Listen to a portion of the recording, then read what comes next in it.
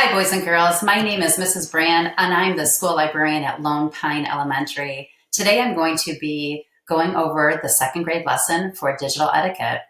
We'll walk through a slideshow, we'll watch a video, we'll hear a story, and at the end, you'll have an opportunity to share on your school's Flipgrid.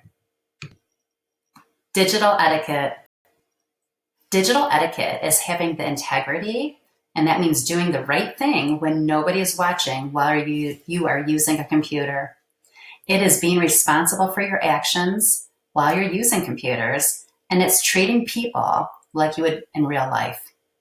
Digital etiquette means using technology without having any negative impact on other people, being aware of appropriate topics with the use of technology, and also understanding how to be respectful to everyone online. This video is going to talk to us about how we treat others online.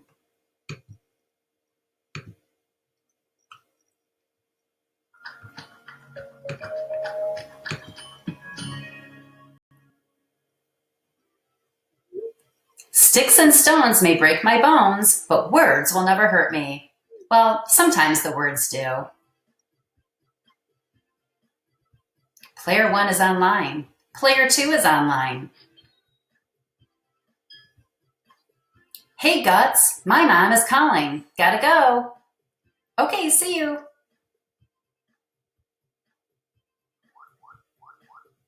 Now player 3 is online. What's up, Slowpoke? Ooh, Slowpoke, that doesn't make me feel good. What's that weird move? Oh, wow, he called my move weird. You messed everything up. You're such a dummy. Oh man, player 3 called me a dummy. Game over.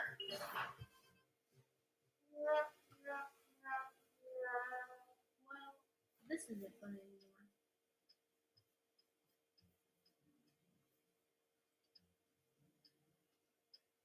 Hey, what's up? Ready to work on our project? Wait, is something wrong? No. Well, yeah. That player 3 got online and was trash talking. Trash talking? Really? Yeah, and I know I should ignore it, but, well, words do hurt sometimes. I know how you feel. I once posted a photo of my dog, and because I forgot to make the photo private, everyone could comment. What happened? The comments were totally mean, and I didn't even know those people. What did you do? You mean after I burst into tears? Well, I remember the rules of STOP stop. S, step away. T, tell a trusted adult. Oh, okay, sites first. P, pause and think online. I tried to follow that advice, and believe me, it's not easy. So I told my big sister, who said that true friends support each other. No bashing allowed.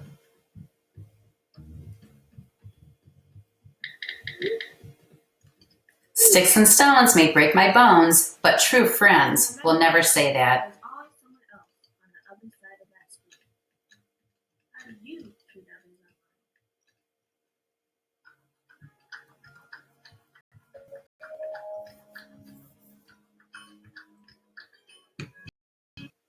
Boys and girls, I liked that message about how do you treat others online.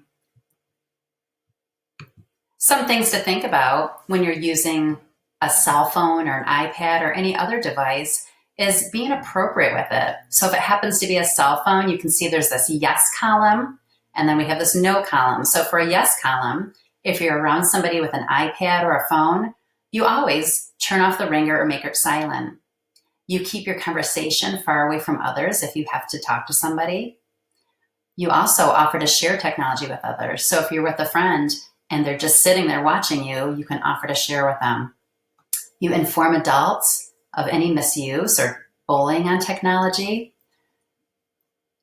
You are stopping a vehicle in a safe area to use cell phones. So that means nobody in the car should be using a cell phone if they're driving.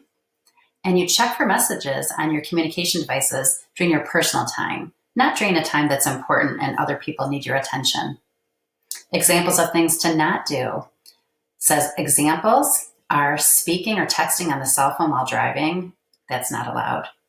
Carrying on a loud conversation or having your games or videos on very loud if you're in public or at a restaurant.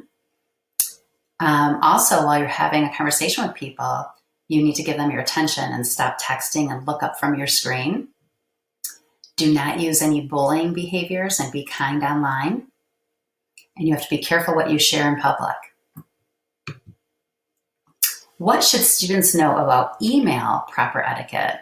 So we need to be making sure that we use proper etiquette online in general, but I specifically want to talk to you second graders about email. I know that some of you have had a chance to use your Google Gmail accounts. So here's some guidelines. Always be kind, positive, and respectful. Use proper salutation, that's a greeting.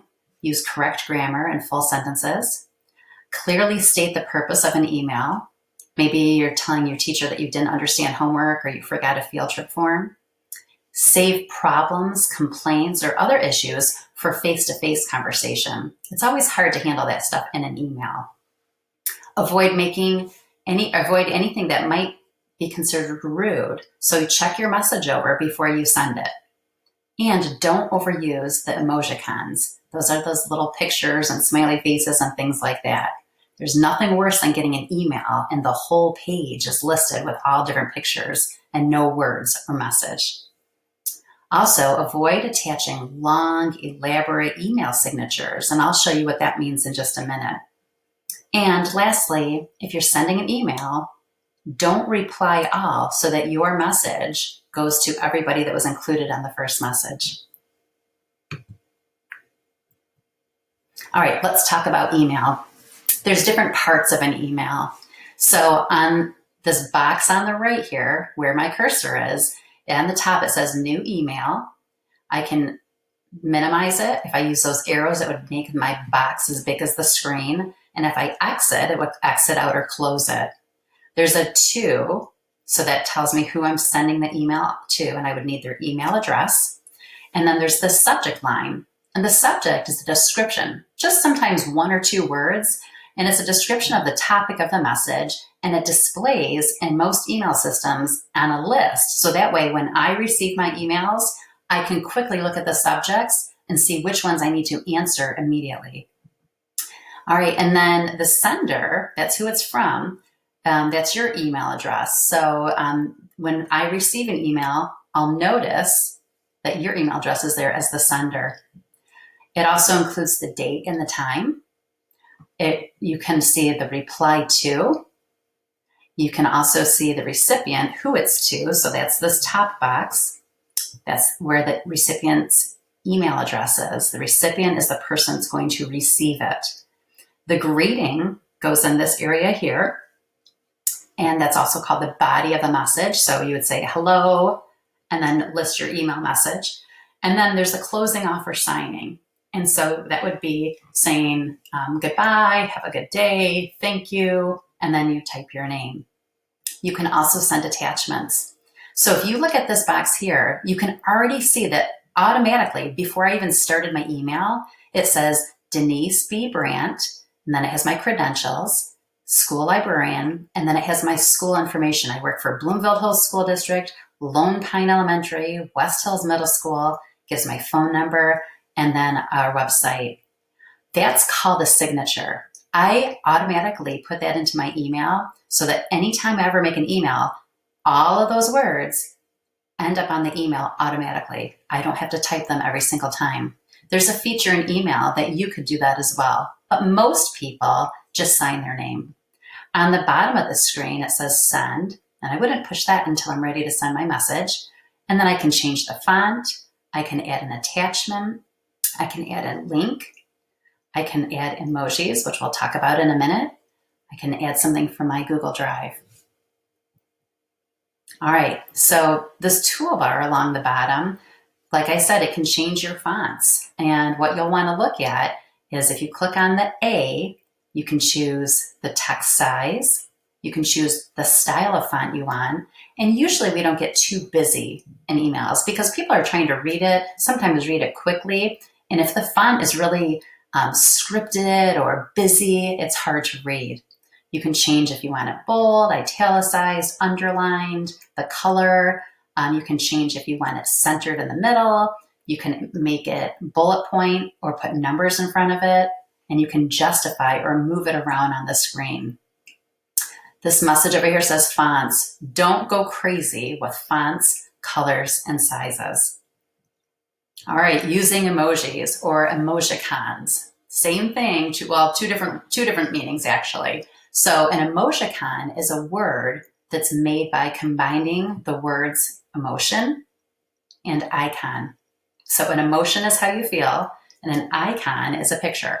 So it's built from a keyboard character that when you put together in a certain way, it represents a facial expression. So look down here. That's a colon and the parentheses. And so that looks like a smiley face. This looks like a frowny face. And this looks like a surprised face. Over here, and there's many different punctuation marks that you can use on the keyboard to make different types. Over here is an emoji. So these on the bottom are called an emojicon, and this is called an emoji, and this is a built-in feature of an email. And on the bottom, if you click on this little smiley face, this menu will come up, and it will have some different pictures of little things I can put into my email. I can insert them, or I can search across the top, and these are different categories. Or I could actually put in a word, and it would search to see if there's a picture that matches my word. All right, so what's an appropriate response? If you're online using a computer, or if you're recording a video, or maybe you're just sending a text or an email, how should you act? You can see there's a lot of silly pictures that you could add, and I don't know a lot of people that want to get a whole email or a whole text message full of silly emojicons or emojis. Also, if you look at this picture, this girl is either making a recording or taking a selfie, but somebody's photobombing her in the back and they're putting up little bunny ears. That might be fun if you're at home and being silly, but that doesn't work for schoolwork. This last picture is a picture of Mona Lisa who's doing the duck face. And a lot of people go, and they make a silly face. Or sometimes they like put up their fingers like a peace sign, like, hey. So you want to be careful knowing that if you're at school, that your work should be serious. All right, so what's next? For the rest of today's lesson, you will listen to the story called The Technology Tale. Let's see what this is about in this trailer here.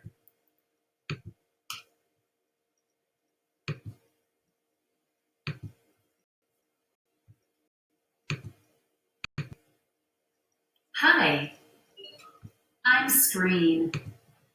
I see everything that you post, good or bad, and that affects your technology tale.